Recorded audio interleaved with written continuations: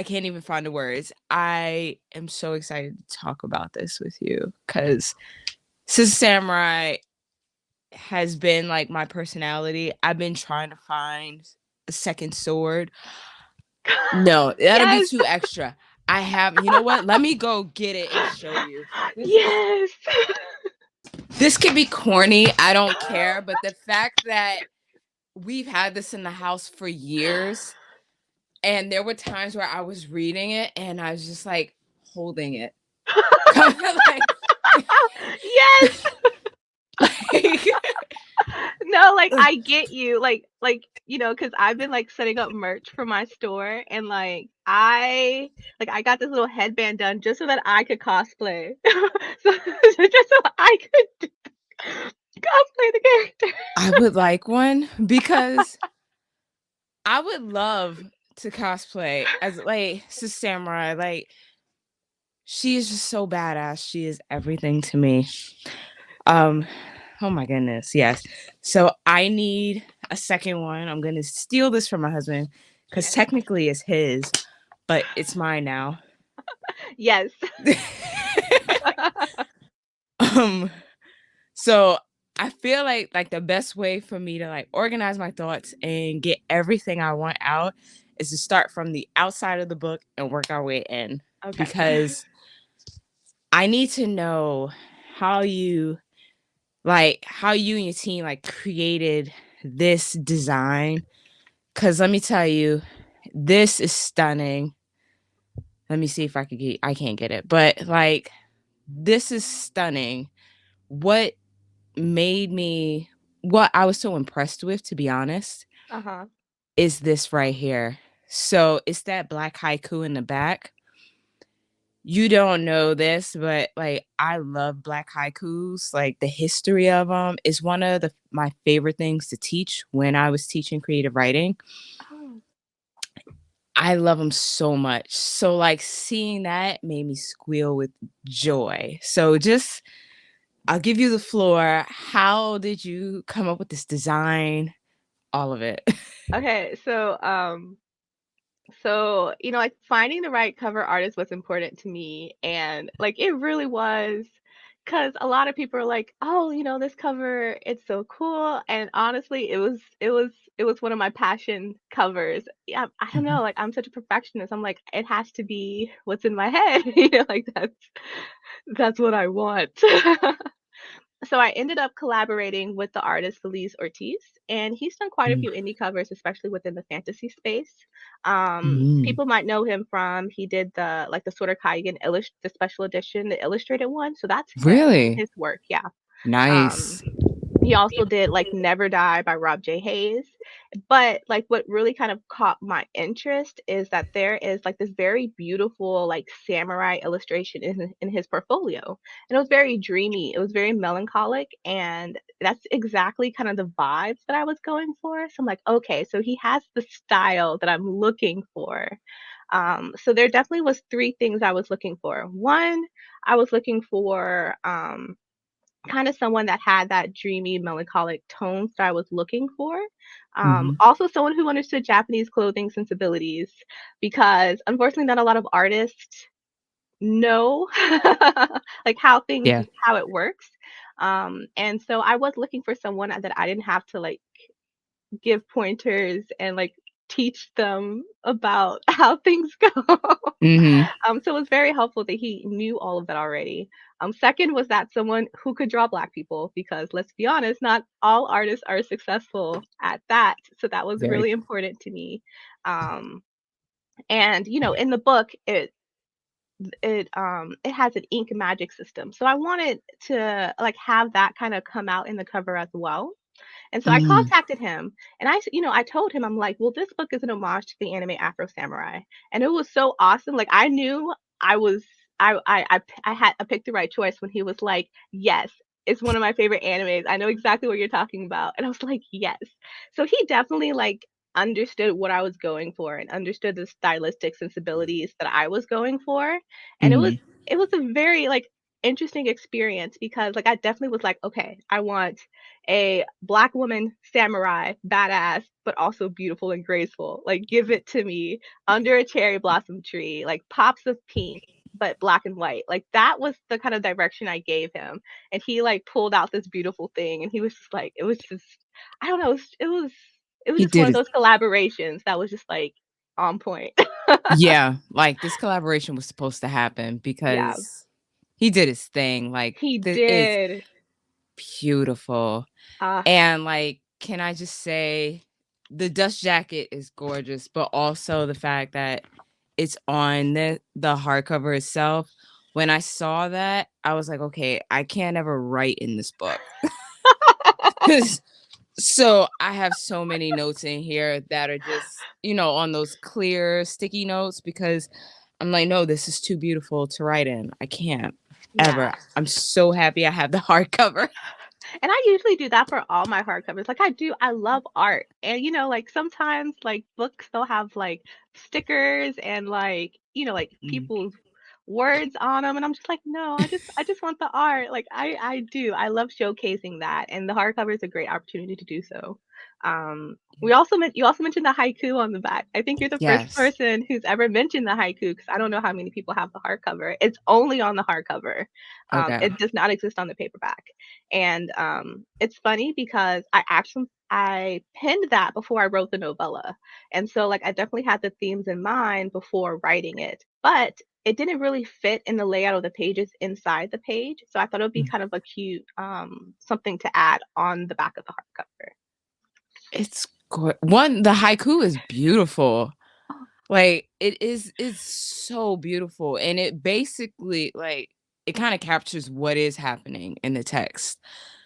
Like seeing that on the back, I was like, I don't even think I need a blurb. Like this is it. This is really Oh, it. oh, thank you. It's been a while since I've done poetry, but like like I had those words in my head before like I started writing it. So I've been working on that for a bit. That's amazing. Oh my goodness. I'm happy. Like people, look, if you're gonna get a copy, I need people to get the hardcover because it was like the best thing ever. Okay, so I guess knowing that this story is a novella for like those who don't know, Yeah. um, knowing that your previous works are novels, what made you choose the novella medium over, your typical one? Um, in this case, it kind of chose me. Um, Mm, my natural writing length from the projects I worked on before is mhm, novel, like more novel length, very, very long. mhm, And so I actually, when I sat down to write Sistah Samurai, it was supposed to be a short story. So let that tell you the the failures of a fantasy writer that this was supposed to be a short story. Um, mm, but it turned out to a novella, and it's just one of those things where the story I definitely just it just played in my head one day like an entire TV episode. I'm like, that's it. That's the length. That's what it is. So, um, the length is what this I think is was the best for the story. No, you're absolutely right. It very much reads like an anime TV show. I feel like once that clicked in my brain, I was like, "Oh, here we go. Here we go. This is it." Yeah. So, ye all right. I'm trying real hard not to Yeah. like just like geek over Well, everything, and but it's it was also so because perfect. oh, thank you. And it's also because it is an homage to Afro Samurai. Afro Samurai is not a very long anime either. It's a mini series. It's very short for an Mhm. anime. So I think, also kind of having that as an inspiration kind of helped that length as well. That's dope. Okay. So you've already talked about the ink, right? And Mhm. that being like a form of currency. Can you explain a little bit about that? Because I found it interesting that it was, it's connected to the soul, but it's also like a large factor of like that oppressive system that, the world has. Okay, so it has a lot of different elements. Like you use parts of your soul to create this ink, and Hmm. like being black, I always want to do like something like soul magic, True. and have a play on those, kind of a play on that word, those words, but also going back into ink.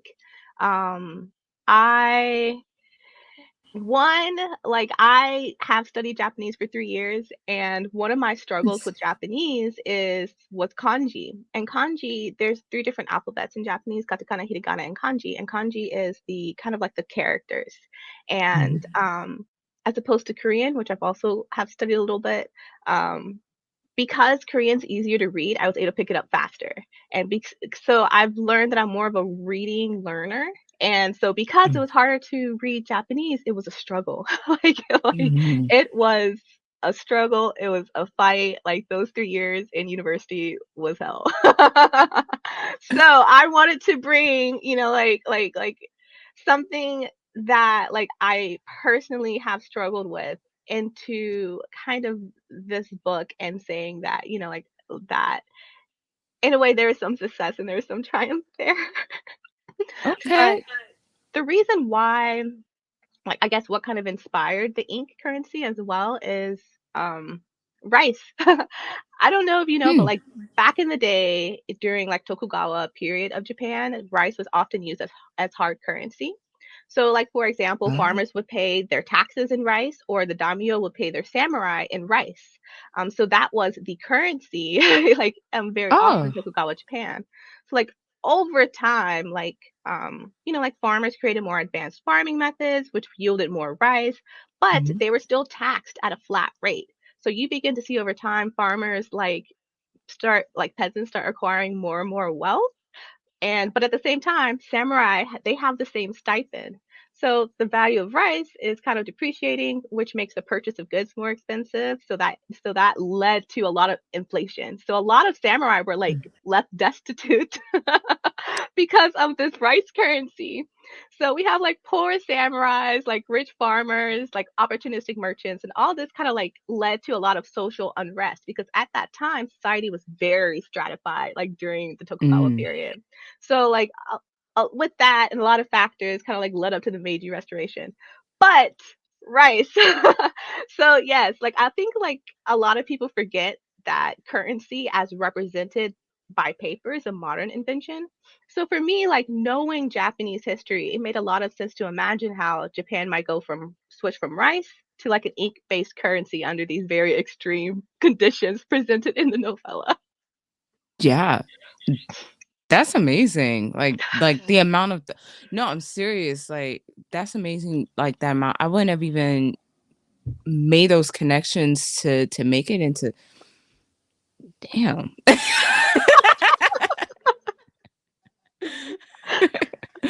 Oh wow.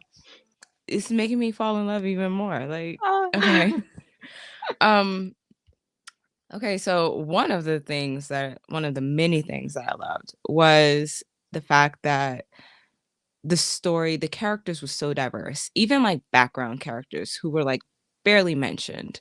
You showed a huge breadth and depth of characters. And why was that so important for you to mention, like from, like I said, from those non-important characters all the way to the main characters? Why was it so important to create that diversity? it was just really important to me to kind of just showcase the beautiful diversity of Blackness. Like even within the small pages of this novella, because I feel that like sometimes in fantasy, you might have that lone Black character, and they're like Mm, forced to carry the entire culture and representation on their shoulders. So that often limits the dimensionality of this character. Or like mhm, sometimes you pick up a fantasy book by a Black author, and in that book it might be full of like other ethnicities, and they're still the lone like Black character in the book. Um, mm, but like, and I just wanted more. Like I from the jump, I knew that I wanted to showcase like just the fullness of Blackness in the diaspora, what that could look like. So it's really important to kind of capture like the everyday people in my life, and to like reimagine them, what they would look like in this world. So I'm glad that did come across even in this despite the novella's length, like how short it is. Oh no, it was there. Like the description of the little girl, the one that walks up to her, I was like, oh my goodness, this is just filled the heart with joy. Oh, yay. um, okay, so let me know if I am like over analyzing things because I do Okay. feel like as a reader, some people just I forget where this was, but people go where they analyze things too hard, or they go like, "Oh my God, Shakespeare, talked about a red door, so that means X, Y, and Z." When in reality, it's just a red door, you know. Yes, yeah. um, so let's go to this page here. I think it's like page 92, 93, right? Yes. Basically, it goes into the stream of consciousness where it starts out as you are a terrible samurai, you were too selfish, too flawed. Basically, talking about all the flaws in the main character, right? Yeah. Um, and it reminded me of this book by Jamaica King, or the story by Jamaica Kincaid called Girl, where it's this mom like kind of like ripping into this kid. And I wanted to know if it was a reference to that or just a stream of consciousness. So like I definitely feel you on like the analysis because there are literary references in this book, and so there are definitely some intentionality with word choices. But I actually have not read Jamaica Kincaid's Girl, so this is not a reference to that. Okay, so what are the other ones that are So in this book? Since we're talking spoilers, we can do this now. so there's quite a bit of Maya Angelou in here, definitely. And like there's the quote to the play, for color girls who consider suicide when the rainbow's enough. There's a Yes. couple of things in there as well, and just kind of like a lot of literary, like a lot of Black literary isms that I kind of threw in there for people who recognize them. Um, but it's really funny because like that stream of consciousness was not in the beta reader version of the novella, so it didn't go Mm, out to the beta readers because once I got their feedback, I felt as if that fight with the shadow demon, it was the weakest fight in the entire book and needed more work. So I was fair. like, okay, what I'm gonna do because it's the climax. It's the climax fight, so I had to make Yeah. sure it was really important. So I think that kind of led me to kind of becoming more vulnerable and kind of coming at it from a place of like vulnerability and frustration.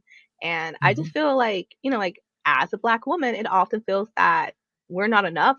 And you're very often bombarded with that from like all aspects of our lives, from like work, from society, from our own community, even from ourselves.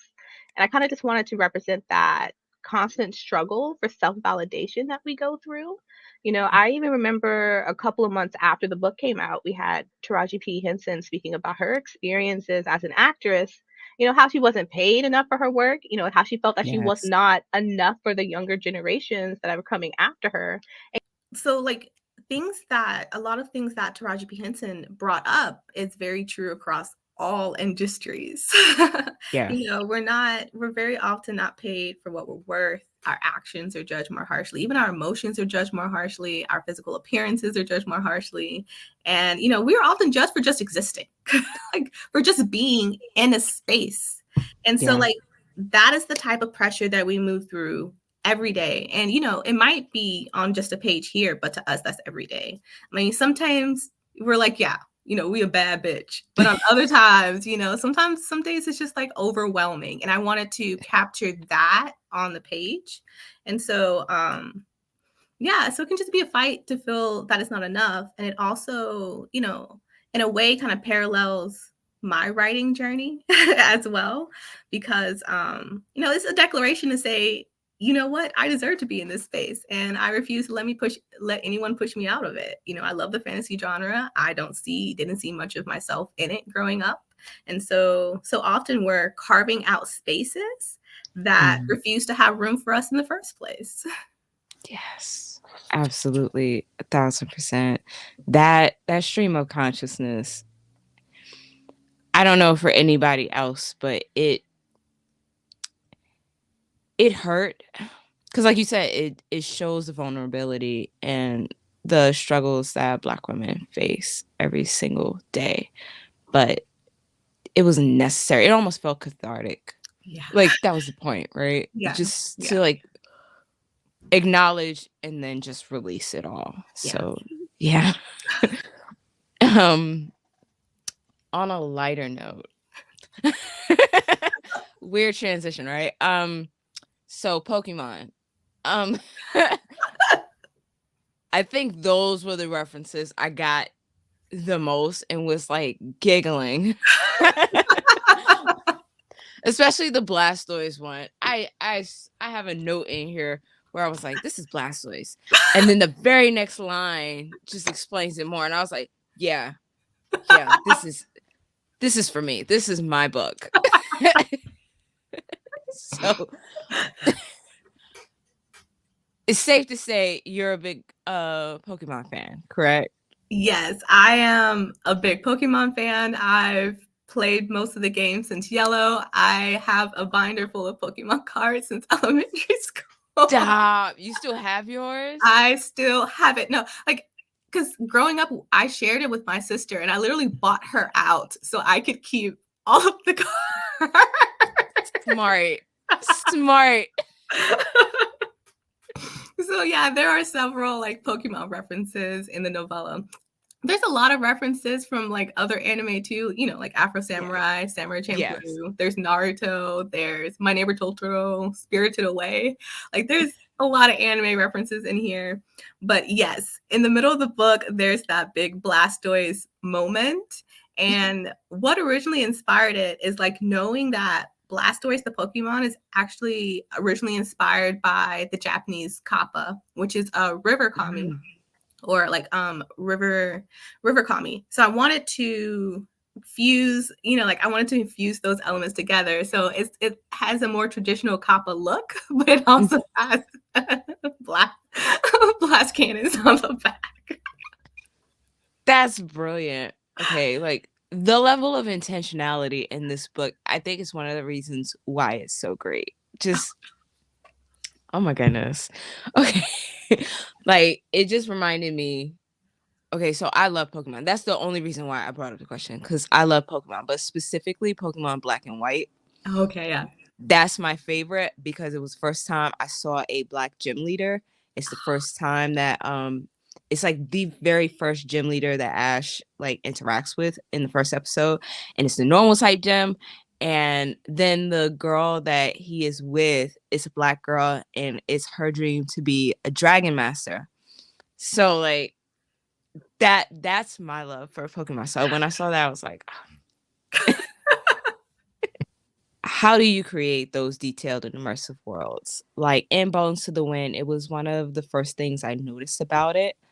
But also in Sistah Samurai, I remember I think I was on page 6 where I was like, oh yeah, this world is set. Like there's nothing that I'm questioning.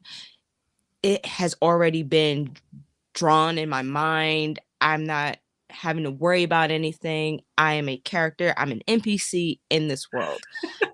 And like, how do you get to that point? You know, or how did you create? What is your not procedure, but Yeah. how do you do this? I mean, I do love that metaphor that you use. Like, I'm an NPC in this world. Let's go. So it's very funny because I think like when writing Bones to the Wind, I didn't really go with an intentional purpose of being like, oh, I'm going to write a detailed world. It's going to be really immersive. I was just kind of like writing story elements that I personally hadn't seen before and that I wanted to read.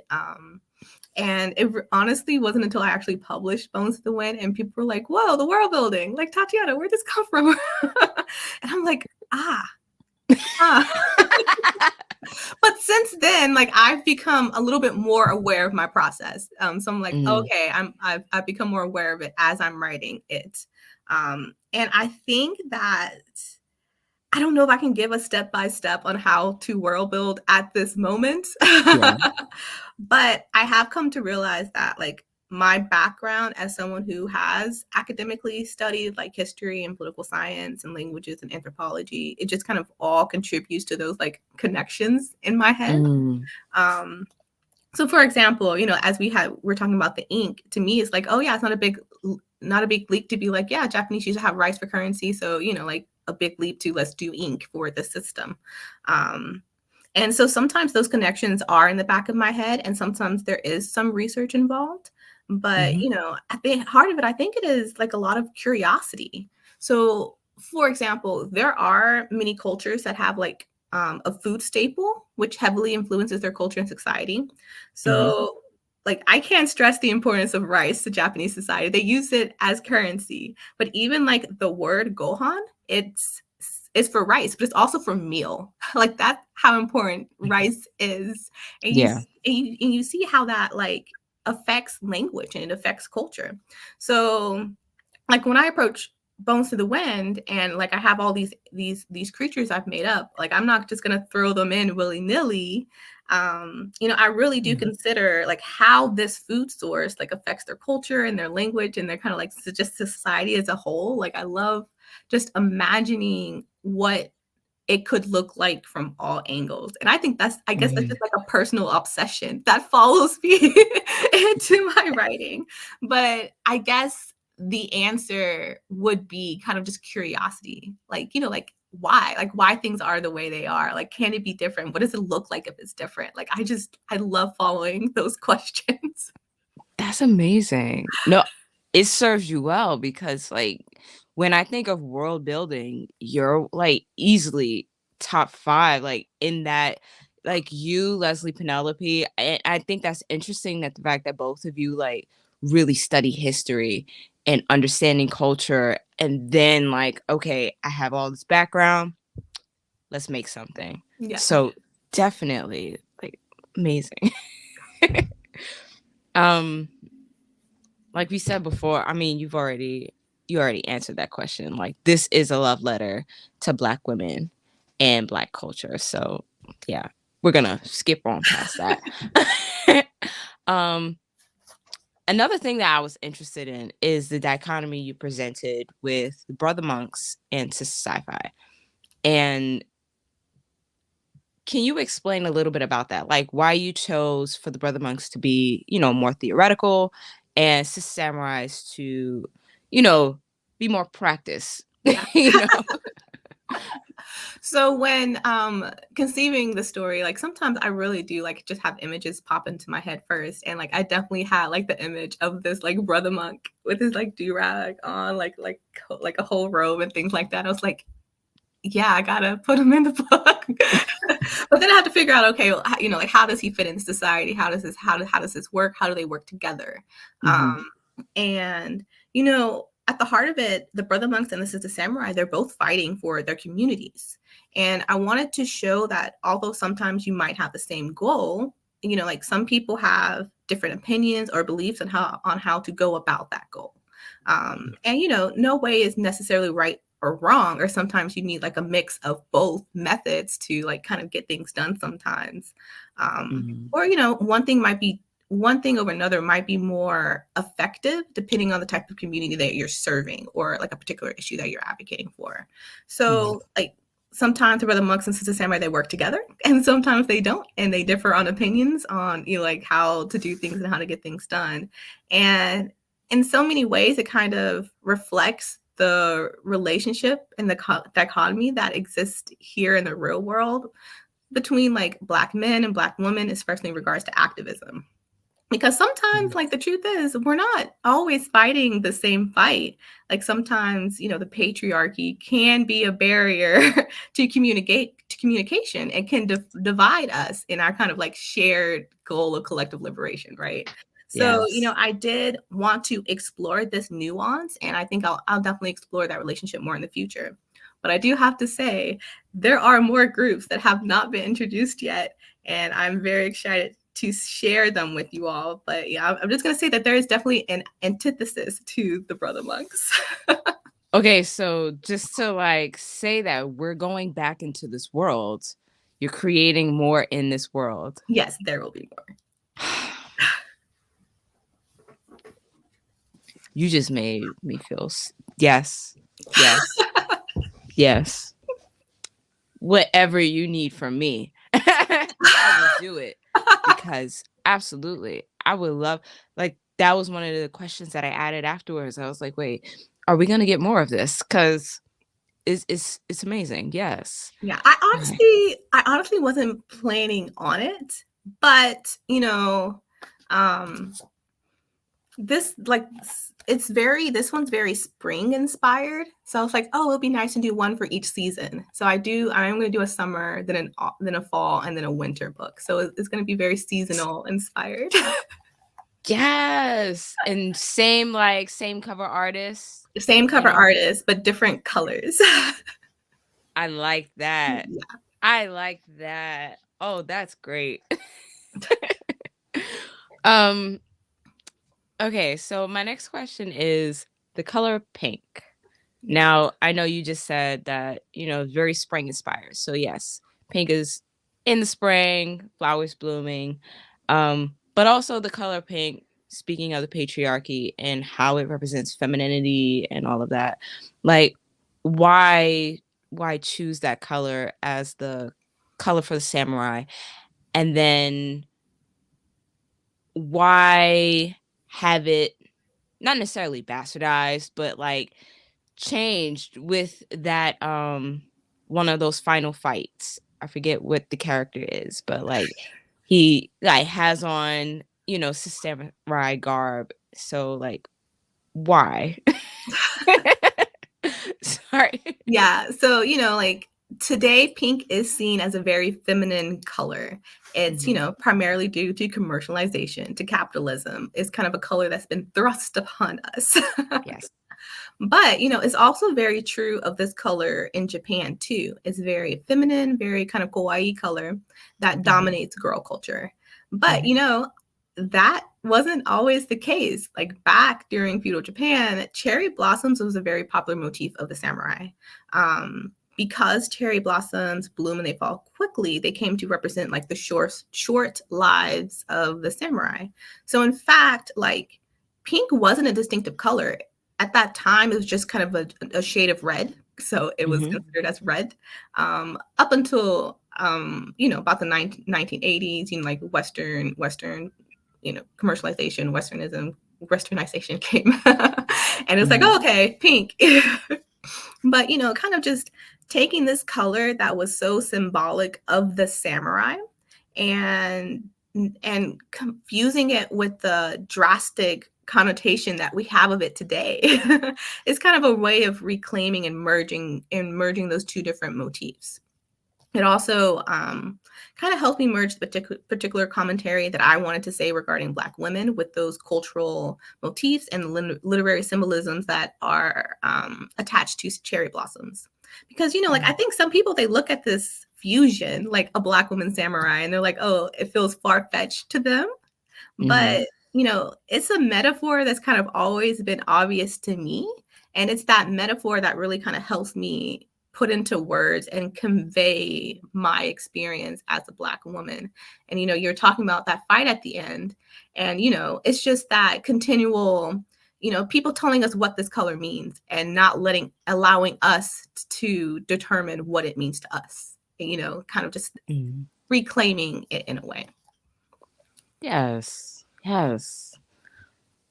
Okay. So with the revelation of Sistah Samurai's pregnancy and her absence from the annihilation of his sisters, and the overall reason for the Samurai's existence, is the message that Black women overwhelmingly struggle with balancing societal expectations and personal joys and desires. Yes, but I also think it goes even a little bit further than that. Like it acknowledges it, but it also, I think I definitely have like something to say about it. Yes, you do. Very much.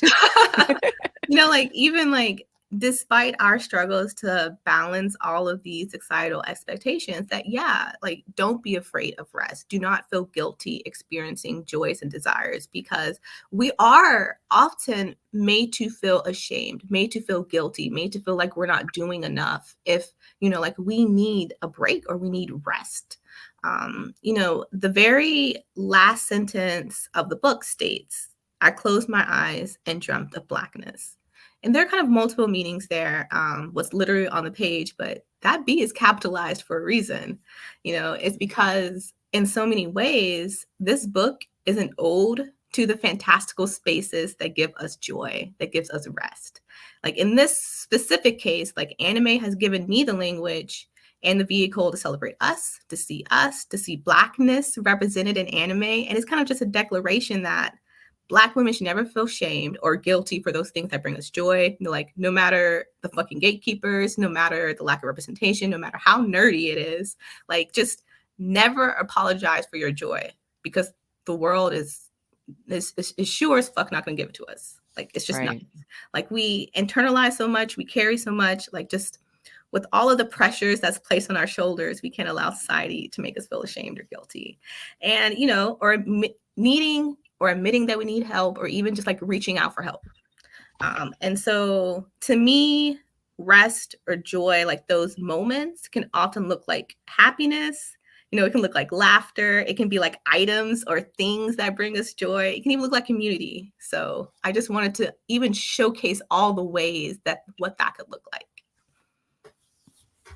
And I feel like you did. Like, so my next question, going back into the book, okay. You can see, like, I don't know if you can see all of my notes. But there is this scene on page 49 where she's fallen into the water, and then there are voices, there's things around her that, the voices are calling out from 1,000 different multiverses, souls who have drowned, who have sacrificed, who have fled, who have dived free. Like, that entire scene I felt was so powerful. It reminded me a bit of The Deep by River Solomon. But like, what was your reasoning behind, adding this scene to the book? So, as we've previously established, this is very much a love letter to Black women and Black culture. And, more specifically to Black women of today, but also those who have gone before us. It honors, the sisters that we've lost, the loved ones that I've lost, and also the ancestors that are looking out for us. So in this magical story of like demons and souls, I wanted to include the ancestors in our story because they very much are a part of us.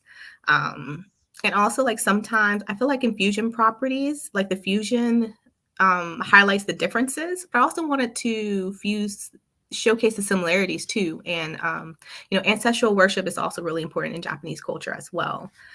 So for this particular scene, I wanted to bring the ancestors into it. But as you said, it deals with water. And I feel that water and Black culture have always had a complicated relationship.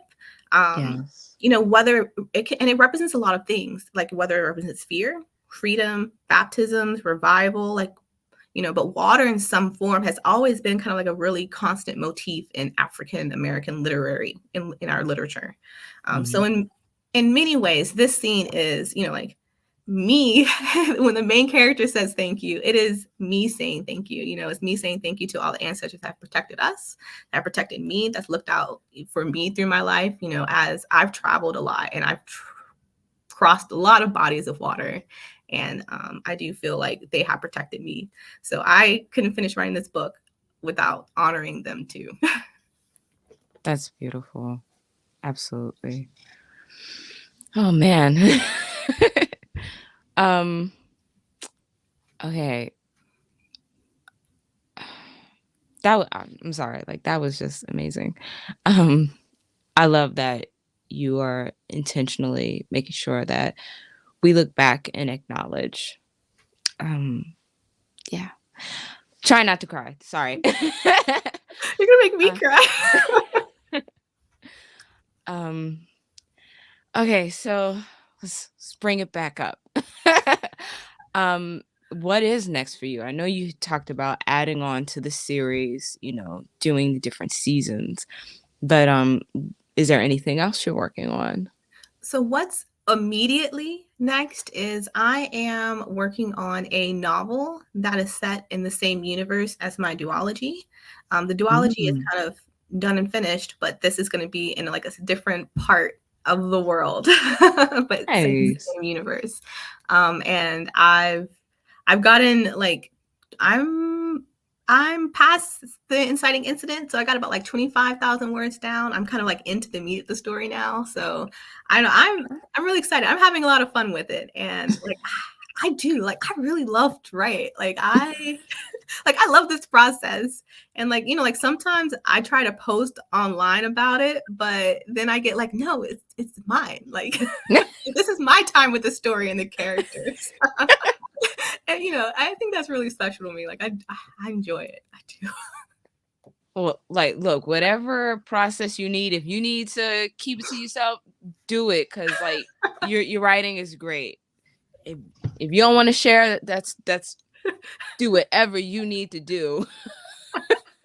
I know. Like sometimes it's just like okay, I'm because I remember like when I published this in November, but I finished writing it in about by March. So I've been Mm. so sometimes by the time you finally get to publishing it, that's when you're like, okay, I'm done with it. Here, have it. I don't care. It's all yours.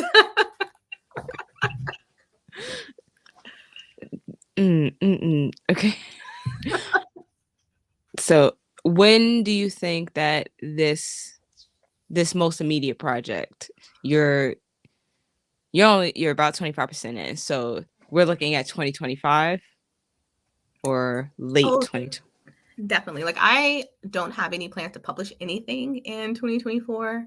I Okay. also plan on writing the novellas together because I mean they're novellas, so it's like one novel. Hopefully I can Sure. write all three of them. So I plan on writing them all at the same time. But I'm happy with my progress so far. I've just been really nervous because my duology, those two books, it took me 4 years to write those two. Mm. But it took me a lot shorter to write Sistah Samurai. So I'm hoping that like I don't know as a writer if I've gotten my process down for it to be efficient. you know? So I'm not writing 100 drafts until I'm happy with myself. Like sometimes pleasing myself is the hardest person. Fair. And I think that ties into just being a Black woman in general. We are our biggest critiques. Yeah. Um, okay, so then what are you reading right now? Okay. Like, Yeah. I'm actually in between books and I honestly don't know if I'm going to pick up another book soon simply because mm, when I'm in writing mode, that's kind of all my brain is processing and thinking about. So it's like, mm, I picked up the first chapter of Jade City. I'm just like, I want to go back and read my book.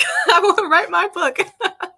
But beforehand, I had just finished Blood Over Brighthaven by Emma Wong. We read it for the book yeah. club. I read To Let Them Burn by Camilla Cole, and I finished Mm. Master of Jen by Peter Jelly Clark. So I'd actually like gone through those the first 2 weeks of the month. So I'm like, okay, I think I can I can take a break. Okay, okay. Master of Jen was great. I It did is. like that one. It is so good. The end of it, like, I remember barking out laughing. The way they like, I forget exactly what happened, but someone was monologuing and then it just got cut very short. Yes, yes. And I've read Ring Shout and Black God's Drums, and I think the novella for A Master of Jen. And I'm just like, I think at this point, like Peter Jelly Clark is one of my favorite authors. I Yes. definitely am fangirl over him. I'm just like, yeah, Yes, this is very much. So if you're not reading, are you watching anything right now? no. Oh, so we're like all in. Like, Yeah, like I usually will put on like kind of TV competition shows or like TV I don't have to like that I can easily put down because I'm a fair. binger, as you can see from the books. Like once I pick something up, I have to finish it. Like I'm not a very good person at putting things down in the middle of it. So I try Mm. not to start anything too engrossing when I have work to do, unfortunately. And also like a lot of the things I enjoy have subtitles and it's hard to like write like do other work Yeah. and read something with subtitles at the same time. So like when I'm in this process, like the media stuff goes down.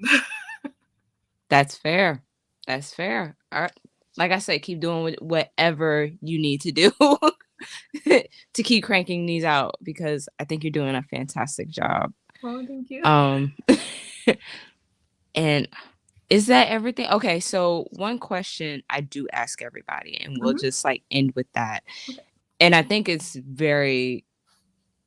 connected to everything that you've been talking about. It's basically, what is your definition of rest?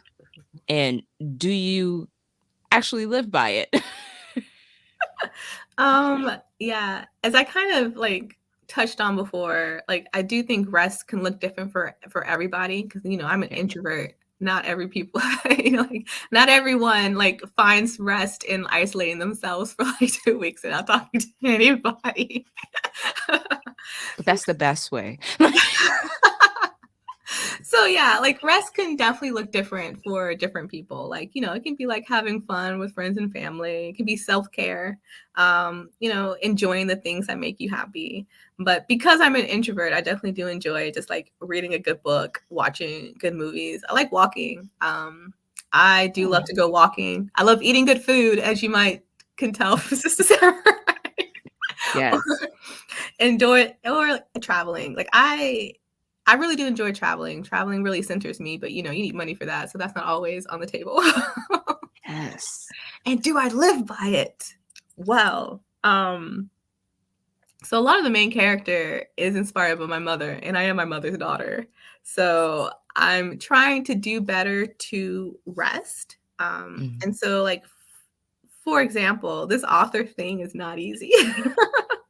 And, I'm very cognizant of my personal limits. And so I am trying to make sure that I don't burn myself out. Like, like for me, being constant on social media is very exhausting.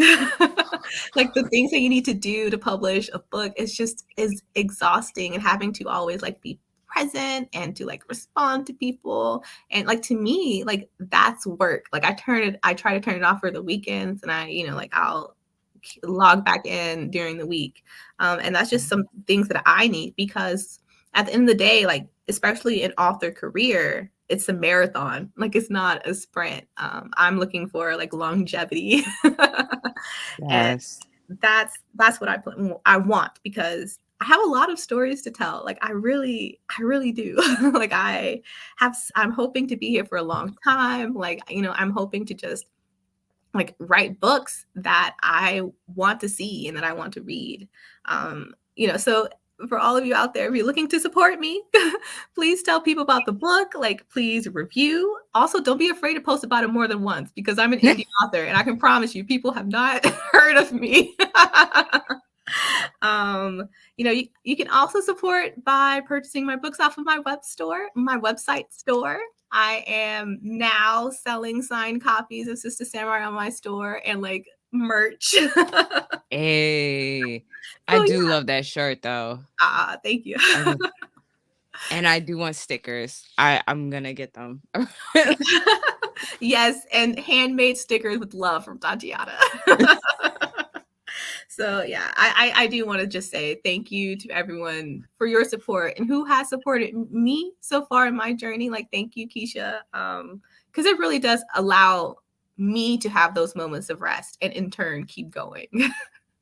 Whatever I can do to help you with that, because I mean, I feel like everybody is deserving of rest, but like you have created some beautiful works, and however I can help, I will.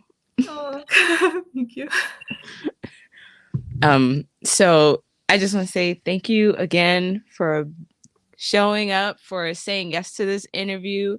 Of course. And I do wish you the absolute best of luck. And whenever you want to come by and talk about your books, please, please. Yeah. Oh, thank you.